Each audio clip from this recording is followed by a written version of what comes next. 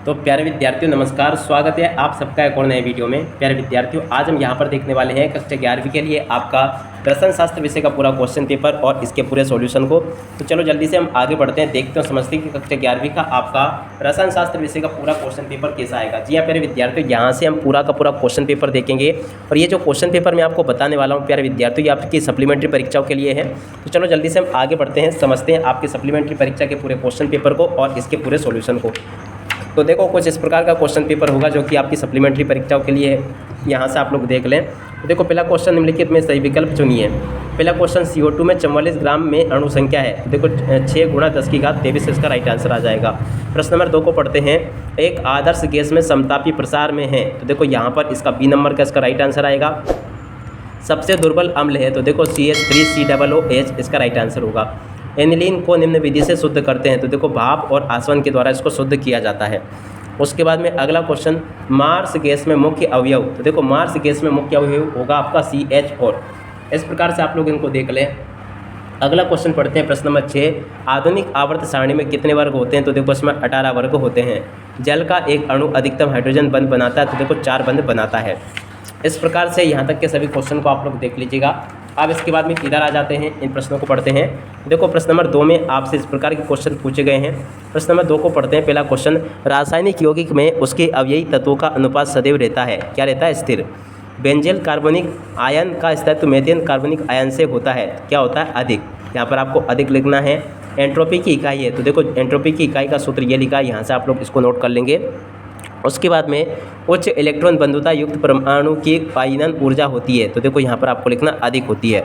उसके बाद में जल में HOH संबंध कोण होता है। तो देखो यहाँ पर लिखना आपको 104.5। इस प्रकार से आप लोग इन प्रश्नों को देख लें और अच्छे से पूरा इनको समझ भी लें। अब इसके बाद में हम अगला क्वेश्चन पढ़ते हैं। यहाँ पर आपको दिया गया SO में SO2 में S की ऑक्सीकरण संख्या कितनी है? +4। तो यहाँ से आप लोग इस प्रकार से इसको देख लें और पूरा का पूरा इसको समझ भी लें। अब इसके बाद में अगला क्वेश्चन पढ़ते हैं। तो देखो यहाँ पर लिखा है एल्केनो के सभी कार्बन परमाणु संकरित होते हैं। तो देखो sp3 इसका राइट आंसर होगा। तो यहाँ तक का आप सब लोग अच्छे से देख लें और पूरा का पूरा समझ भी लें। अब चलो इसके बाद में हम आगे बढ़ते हैं। तो देखो यहाँ पर आपको प्रश्न नंबर 3 में जोड़ी पूछी जाएगी।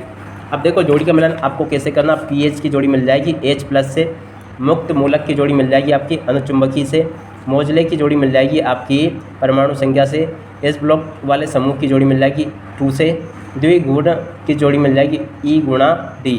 और उसके बाद में देखो Q/T। तो देखो ये होता है आपका ये C नंबर का। और उसके बाद में देखो ये 7वें नंबर का जो दे रखा ना, इसकी जोड़ी का मिलान आपको कर लेना D से। तो इस प्रकार से प्यारे विद्यार्थियों यहाँ तक का आप लोग जोड़ी के मिलान को पूरा कंप्लीट कर लें। यहाँ तक का पूरा मैंने आपको बता दिया। प्रश्न नंबर 4 को पढ़ते हैं, जिसमें कि आपको इस प्रकार से एक शब्द या फिर एक वाक्य में उत्तर दिए गए हैं। पहला क्वेश्चन पढ़ते हैं। इसमें किसी वस्तु को अपने स्थान से विस्थापित करना क्या कहलाता है? तो देखो कार्य का होना। गुणित अनुपात का नियम किसने दिया? तो देखो दिया था डाल्टन ने। यहाँ से आप लोग इसको पढ़ लें। अब इसके बाद में हम आगे बढ़ते हैं अगले क्वेश्चन की तरफ, ताकि आपको पूरा पेपर अच्छे से समझ में आ सके। देखो आगे आपके पेपर में इस प्रकार के क्वेश्चन पूछे गए हैं। देखो क्या लिखा है, Na के परमाणु के प्रोटीनों की संख्या कितनी? 11 है। बंध की ध्रुवीय प्रकृति की माप क्या है? तो देखो ध्रुवीय आघूर्णन इसका राइट आंसर होगा। नाइट्रोजन की इलेक्ट्रॉनिक ग्रहण एंथैल्पी लगभग कितनी है? तो देखो 0 होगी।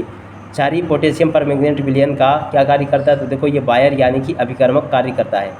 और इसके बाद में अगला क्वेश्चन, कार्बन पर धनावेशित युक्त आयन क्या होते हैं? तो देखो कार्बोकेटायन होते हैं। इस प्रकार से प्यारे विद्यार्थियों यहाँ तक के सभी क्वेश्चन को आप लोग देख लीजिएगा।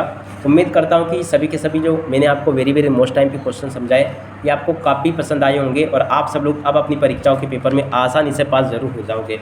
अब इसके बाद में देखो इन प्रश्नों को पढ़ लीजिएगा। जैसे कि प्रश्न नंबर 5 लिखा है, प्रश्न नंबर 6 ये दिया गया है, 7वां 8वां, ये सभी के सभी क्वेश्चन मैंने आपको बता दिए।